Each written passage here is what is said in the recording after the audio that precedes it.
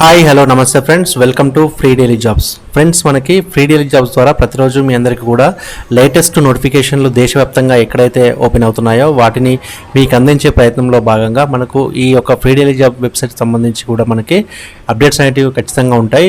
Daily మనం చేస్తున్న నోటిఫికేషన్లు ఏవైతే ఉన్నాయో వాటికి సంబంధించి పూర్తి వివరాలతోటి మనకు తెలుగులో ఈ యొక్క వెబ్సైట్ని తయారు చేయడం జరిగింది. ఈ యొక్క వెబ్సైట్లో ప్రతిరోజు వస్తున్న లేటెస్ట్ నోటిఫికేషన్లు ఏవైతే ఉన్నాయో వాటిని ఇందులో పోస్ట్ చేయడం జరుగుతుంది. కాబట్టి మీకు యూట్యూబ్లో ఏదైనా ఇన్ఫర్మేషన్ మిస్ అయినా కూడా ఆ యొక్క ఇన్ఫర్మేషన్ తెలుసుకోవాలనుకుంటే ఖచ్చితంగా మన యొక్క ఫ్రీ డైలీ జాబ్స్ అనే వెబ్సైట్ని, అదేవిధంగా free daily jobs YouTube channel కూడా మీరు ఫాలో చేయండి.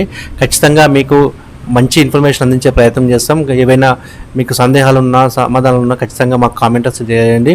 మీ యొక్క కామెంట్ మాకు చాలా ఇంపార్టెంట్ కాబట్టి ఆ యొక్క కామెంట్ ద్వారానే మా యొక్క వర్క్ని ఇంకా ఇంప్రూవ్ చేసుకునే అవకాశం ఉంటుంది. కాబట్టి ఖచ్చితంగా మన యొక్క ఛానల్ని, అదేవిధంగా మన యొక్క వెబ్సైట్ని ఖచ్చితంగా మీరు ఫాలో చేయండి.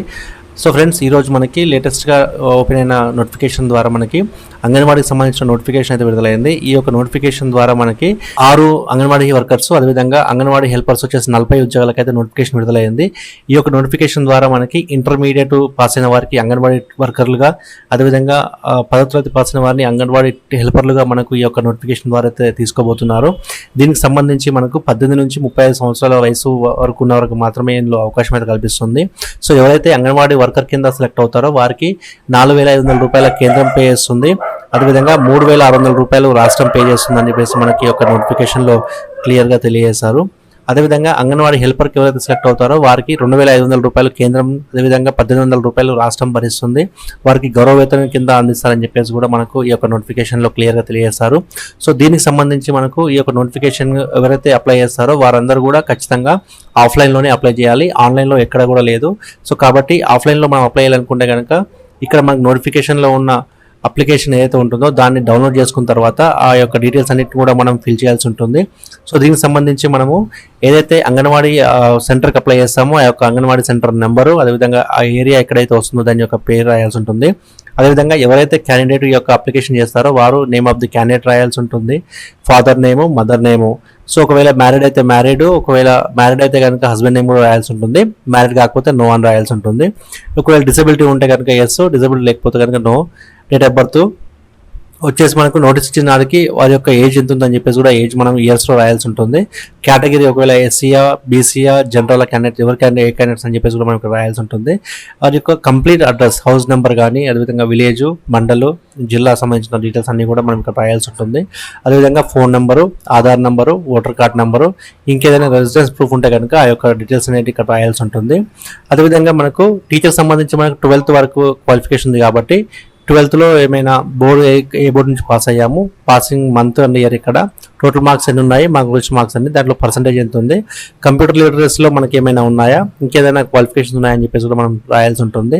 సో ఈ అంతా కూడా రాసిన తర్వాత మనకు సెల్ఫ్ డిక్లరేషన్ ఉంటుంది. ఈ డిక్లరేషన్ కూడా మనం సైన్ చేసి ఈ యొక్క అప్లికేషన్తో పాటు మనకు కావాల్సిన ఏవైతే విద్యార్థి అంటే ఇంటర్మీడియట్ సంబంధించిన సర్టిఫికేట్స్, లేదంటే హెల్పర్ కింద అప్లై చేస్తే కనుక 10th class certificate, date of birth certificate, నివాస ధృవీకరణ పత్రం, ఆధార్ కార్డు కానీ, ఓటర్ కార్డు కానీ, విద్యుత్ బిల్లు కానీ, వాటర్ బిల్ కానీ, ఇంకేమైనా బిల్స్ ఉంటే కూడా మనం ఇక రెసిడెన్స్ కింద పెట్టవచ్చు.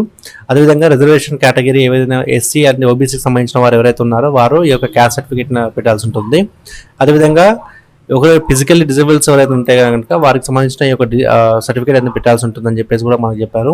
సో ఎవరైతే అప్లికేషన్ని ఇన్కంప్లీట్గా రాస్తారో, అదేవిధంగా ఎవరైతే కరెక్ట్ డాక్యుమెంట్స్ పంపించారో వారి యొక్క దరఖాస్తులు తిరస్కరించబడతాయి. అదేవిధంగా ఈ యొక్క నోటిఫికేషన్ వచ్చిన డేట్ నుంచి మనకు 10 days లోపే మనకు టైం ఉంది కాబట్టి ఈ డేట్ లోపే మనం ఆ యొక్క అడ్రస్ మనం పంపించాల్సి ఉంటుంది. ఒకవేళ ఆ డేట్ కంటే ముందు చేరకుంటే కనుక ఆ యొక్క అప్లికేషన్స్ అనేవి రిజెక్ట్ చేస్తామని చెప్పేసి కూడా మనకు నోటిఫికేషన్ తెలియజేస్తారు. ఈ యొక్క నోటిఫికేషన్ వచ్చేసి మనకు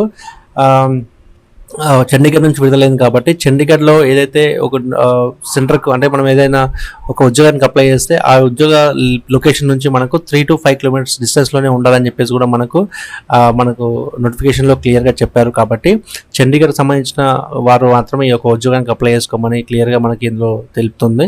సో దీనికి సంబంధించి మనకు డైరెక్టర్ సోషల్ వెల్ఫేర్ అనే అడ్రస్కి మన యొక్క అప్లికేషన్ ఫాము, అదేవిధంగా రిక్వైర్డ్ డాక్యుమెంట్స్ ఏవైతే ఉన్నాయో వాటన్నిటి కూడా పోస్ట్లో చేయాల్సి ఉంటుంది.